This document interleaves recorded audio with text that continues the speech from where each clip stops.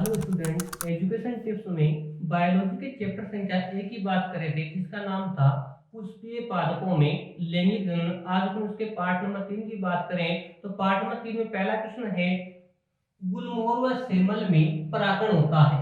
गुलमोहर व सेमल में परागण होता है तो गुलमोहर और सेमल में जो परागण होता है वो गिलहरी के माध्यम से होता है। गुलमोहर और सेमल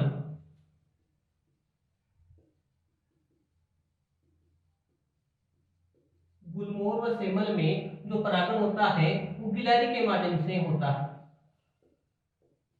इसके अलावा सरफरक्स और आर्किड होता है, उसमें होता है भाई डोंगे के माध्यम से।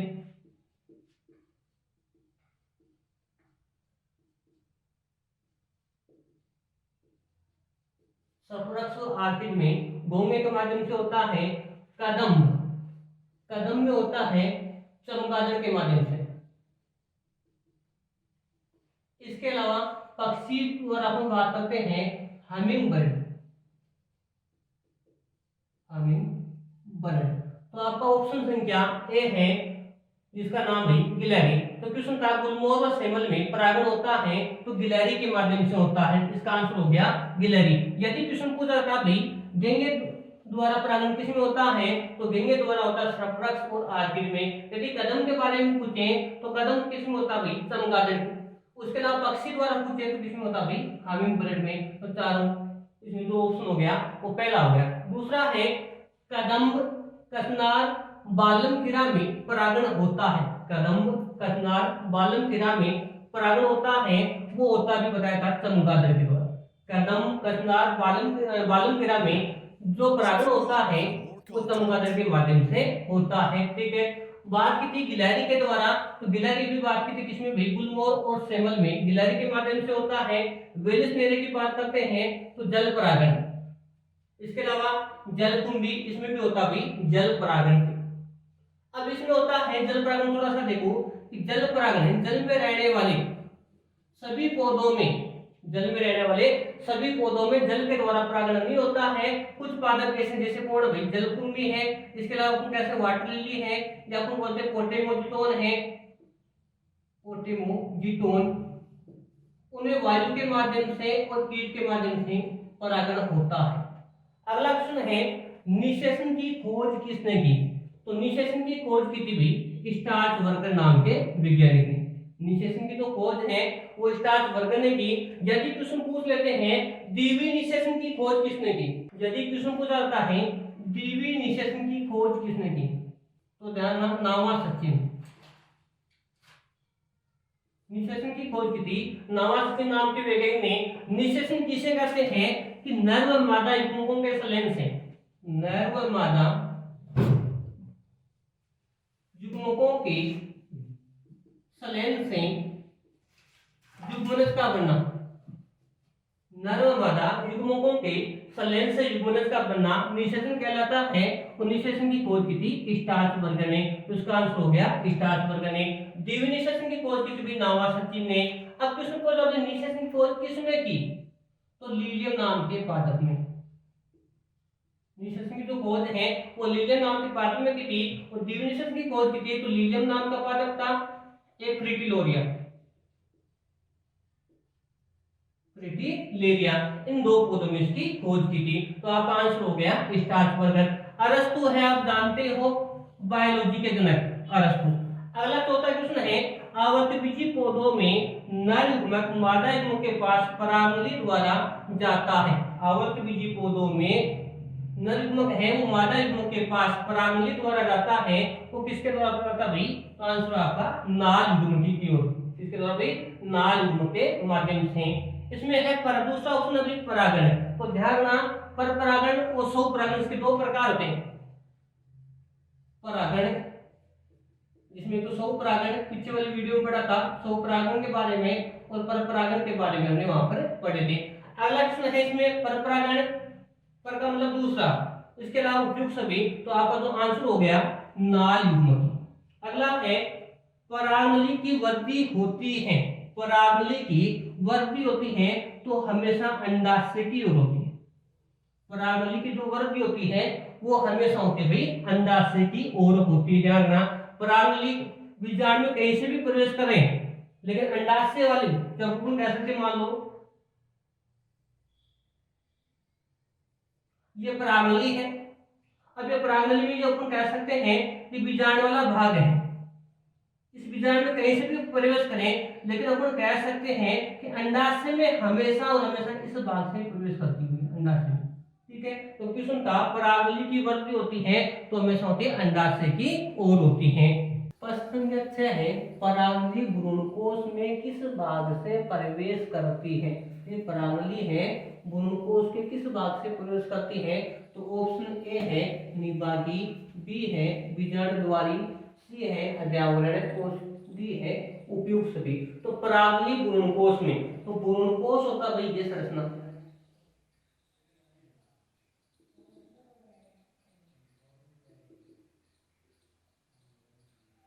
ये जो संरचना होती है उसको बोलते हैं भाई भ्रूणकोश बोलते हैं। अब भ्रूणकोश में जो परागनली है वो हमेशा और हमेशा ये जो भाग होता है उसको बोलते हैं भाई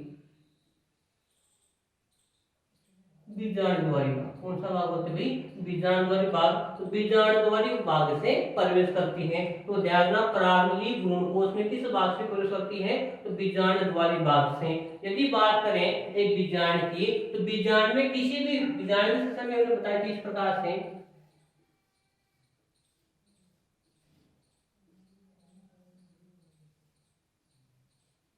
इस प्रकार से बताया था। ये मान लो परागनली, यदि परागनली निभाग वाले भाग से प्रवेश कर रही है तो उसको बोलते हैं निभागी प्रवेश। यदि निभागी भाग से प्रवेश कर तो रही है लेकिन अंत में कहां पर जाएगी भाई? बीजाणुद्वारी भाग से प्रवेश करती है। यदि अपन कह सकते हैं अध्यारोह वाले भाग से प्रवेश करती है तो भी बीजाणुद्वारी भाग से, यदि बीजाणुद्वार वाले भाग से प्रवेश करती है तो भी किसमें भी? इस प्रकार से। ठीक है, तो हमने कहा अभी परागनली भ्रूणकोश में किस भाग से प्रवेश करती है? तो उसका आंसर हो गया बीजाणुद्वारी प्रवेश हो गया। दूसरा है युग्मक संलयन व त्रिक संलयन, दोनों घटनाओं को किस नाम से जानते हैं? युग्मक संलयन व त्रिक संलयन दोनों घटनाओं को बोलते हैं भाई डिविनिसेशन के नाम से। इस नाम से, डिविनिसेशन के नाम से। बात वही है कि मान लो ये कोण है भ्रूणकोश, कोण भाई भ्रूणकोश है और ये कोण परागनली, और परागनली में पाए जाते भाई दो नरयुग्मक पाए जाते हैं। क्या पाए जाते भाई? दो नरयुग्मक पाए जाते हैं। और अपन कह सकते हैं पहला जो जैसे मान लो इसमें प्रवेश कर रही है भ्रूणकोश वाले भाग में, तो उसका सबसे पहले इसका जो अगर भाग है वो फटेगा, और जैसे अगर भाग फटेगा तो दोनों के दोनों नरयुग्मक है वो क्या हो जाते हैं भाई? स्वतंत्र हो जाते हैं। जैसे स्वतंत्र होंगे उसका जो पहला जो युग्मक है वो अंड कोशिका के साथ में सलित हो जाता है, और अंड कोशिका के साथ में सलित होता है तो उसको बोलते हैं भाई वास्तविक संलयन। उसको बोलते हैं वास्तविक संलयन के नाम से। ठीक है, दूसरा जो नरयुग्मक होता है वो द्वितीय केंद्र के साथ में संयुक्त हो जाता है, और संयुक्त होने के बाद में त्रिगुणित प्राथमिक भ्रूणकोश का निर्माण करता है। त्रिगुणित प्राथमिक भ्रूणकोश का निर्माण करता है। इस प्रकार हम कह सकते हैं कि वास्तविक संलयन और जो त्रिगुणित प्राथमिक भ्रूणकोश है उसको सामूहिक रूप से क्या बोलते हैं? उसको बोलते हैं भाई डिविनिसेशन के नाम से जानते हैं। ठीक है, अगला इसका आंसर हो गया डिविनिसेशन। और डिविनिसेशन की खोज की थी नावासच्ची नाम के वैज्ञानिक ने। नावासच्ची नाम के वैज्ञानिक ने की। किसने की? तो अभी बताया था पीछे वाले में क्वेश्चन में, फर्टिलोरिया और लीलियम, लीलियम और फर्टिलेरिया। अगला है मक्का के, मक्का में भ्रूणकोश होता है। मक्का में भ्रूणकोश होता है, तो मक्का में जो भ्रूणकोश होता है वो केंद्रीय प्रकार का होता है। मक्का है, उस मक्का में जो भ्रूणकोश होता है वो केंद्रीय प्रकार का होता है। केंद्रीय प्रकार का मतलब ये होता है कि कोई केंद्रक है, उस केंद्रक में क्या होता है भाई? बार बार विभाजन होता है। केंद्रक में बार बार विभाजन होता है, और बार बार विभाजन होने से बहुत सारे केंद्रकों का निर्माण होता है। बहुत सारे केंद्रकों का निर्माण होता है। बार बार विभाजन होने से बहुत सारे केंद्रकों का निर्माण होता है, और जो केंद्रकों का निर्माण हुआ है वो केंद्र किसकी ओर भाई? परिधि की ओर चले जाते हैं। इसकी ओर भाई परिधि की ओर चले जाते हैं। क्यों? क्योंकि इसमें जो केंद्र वाला भाग है उस केंद्र वाले भाग में एक बड़ी दीप्तिका बन जाती है इस प्रकार से, और केंद्र यहाँ पर इस प्रकार से चले जाते हैं। तो केंद्र वाले भाग में बड़ी रिक्तिका बन जाती है और जो केंद्रक है वो परिधि की ओर चले जाते हैं।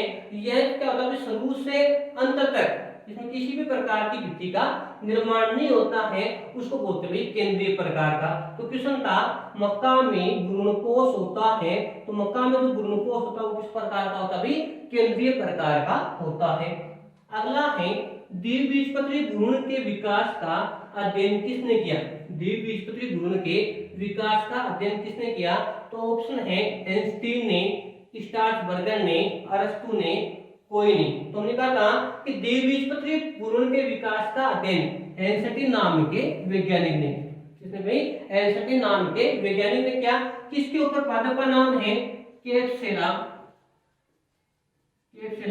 वर्सा पेस्टोरिस। द्विबीजपत्री भ्रूण के विकास का अध्ययन आइंस्टीन नाम के वैज्ञानिक ने किया था और पादप का नाम भी कैप्सेला वर्सा पेस्टोरिस। ठीक है।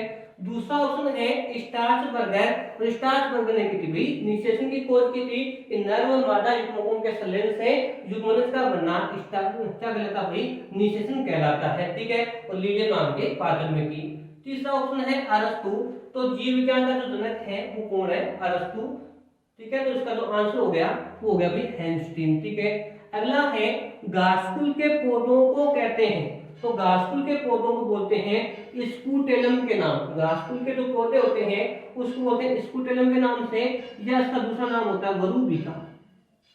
घासकुल के पौधों को स्कूटेलम या वरुबिका के नाम से इसको जानते हैं। और घासकुल के जो पौधे होते हैं वो किसमें होते हैं, एक बीजपत्री पादप। घासकुल होता है, उसकी बात करें तो एक बीजपत्री पादपों में शामिल किया गया, एक बीजपत्री के अंतर्गत आता है। ठीक है। तो घासकुल के पादपों को कहा जाता है स्कूटेलम के नाम से, या बोलते हैं वरुबिका के नाम से। इन वरुबिका के नाम से इसको जानते हैं। किसमें काउंट है भाई, एक बीजपत्री पादपों में। घास होता है वो एक बीजपत्री होता है।